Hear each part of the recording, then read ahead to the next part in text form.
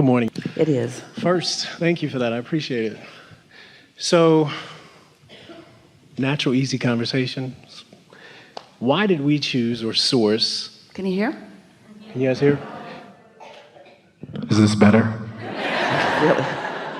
Why did we choose emotion as a form of communication? You didn't choose emotion. Emotion is the response to vibrational frequencies. Jerry and Esther had a series of motor homes and motor coaches. They ended up in the last years with those 45-foot Prevost buses. But one of the early rigs that they were driving around, at 54 miles an hour, there was a vibration in the frame of the thing that just happened at 54 miles an hour. It was a sort of response to the way the frame was welded together and the speed of the tires, and it was steady and reliable. And Esther's driving and Jerry's in the back, and here's the reverberation, and Jerry yells 54 miles an hour, because it was always at 54 miles an hour that would happen. So it was a reverberation in response to some things that you would call physics of the world.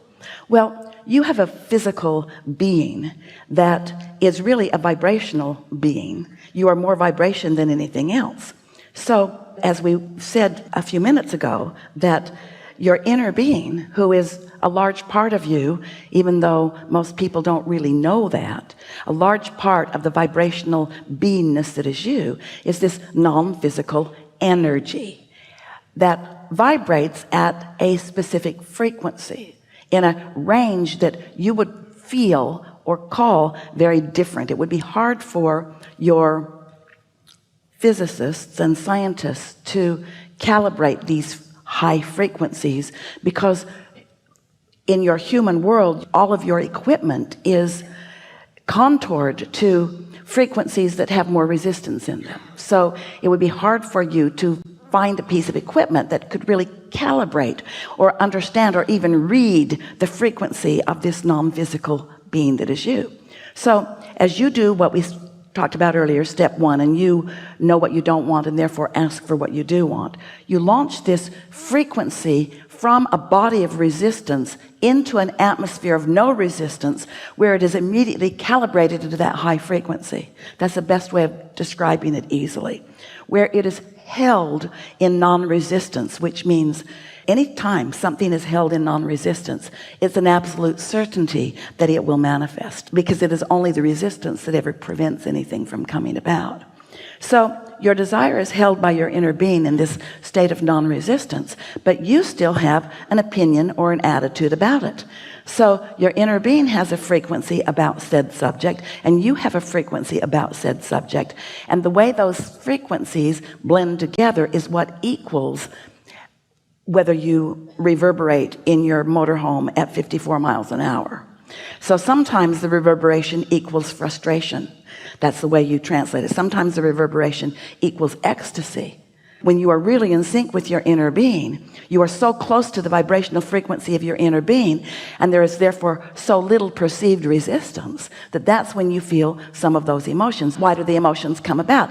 Because you are not only a vibrational being, you are a physical being, and the physicality of you means you're a chemical factory. So when this frequency meets this frequency, it produces this chemical that feels like frustration. When this frequency meets this frequency, it produces this chemical creation that feels like anger. When this frequency meets this frequency, it produces a vibration that produces a chemical that feels like love or security or well-being. So your emotions are your indicator of the mix of vibrational frequencies between you and you. Best question about emotions ever. Best answer about emotions ever. Because vibrations and thoughts are turning to things, and since you live in a physical world, isn't it a nice thing that you have the guidance system? But it's not just a guidance system, it's a physical manifestation of the mixture of vibrations between the whole of who you are and the being that you are allowing yourself to be in any moment in time. As we had our experience with our friend here, you had the options of looking at it one way or the other, and the way you chose had a relationship with the way your inner being was choosing to do it.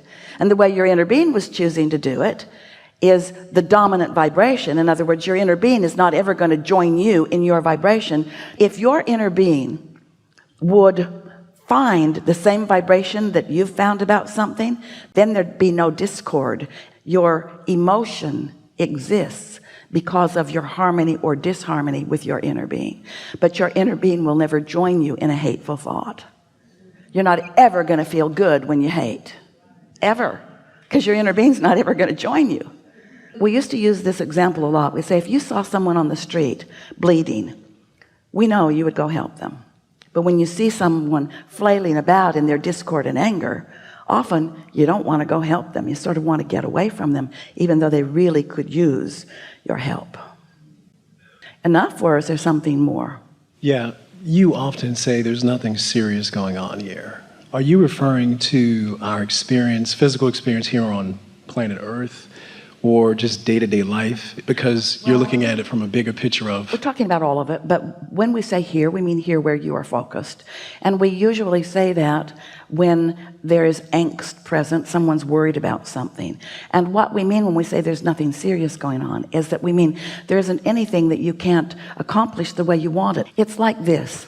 We notice, as we are aware of the vibrational relationship that someone, anyone, or a lot of, or all of you, mass consciousness, is having between what you're focused upon in your physicalness and what your inner being is focused upon about the same subject. We notice that awareness of physical in the quest to fix something that's broken holds you in a place of discord that is unnecessary. But this is the piece that really gets to your question. The things that don't feel as important to you, you don't think about as much. And if you don't think about them as much, and your habit of thought is one of worry and pushing against, then if you don't think about it, things go better for you. So the things that feel easy to you or simple to you, you have less resistance about than the things that you really care about. It's the reason that we were offering you the story. It's as easy to create a castle as a button.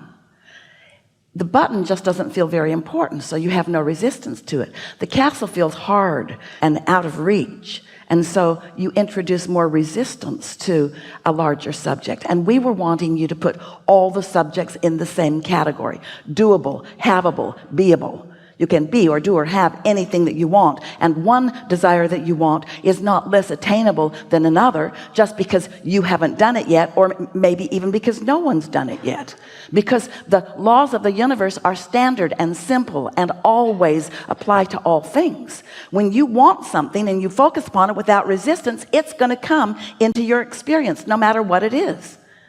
And so that's what we mean by that. Thank you. Okay, one more question. Thank you. I appreciate it. It's really, really good. You're really good at what you do.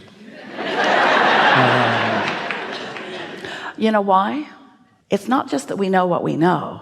It's that we understand what you want to know right now about what we know, because we know a lot more than you're asking for right now. There are a lot of you. It's that we know something about what you're asking about, but more important, we know where you are about it. That's what we meant by you're being called through your path of least resistance. And so it's easy for us to explain to you because we know where your pieces of resistance are, and we just don't go there. Also, you don't have much resistance. Thank you. I appreciate it. So just last question. This entire universe, this has all been cooked up just so we can thrive? You're cooking it up. Your thriving is you're cooking it up. Somebody else didn't cook it up and then send you over. Well, I mean, Yeah. I spent Okay, it's ready. Send them in.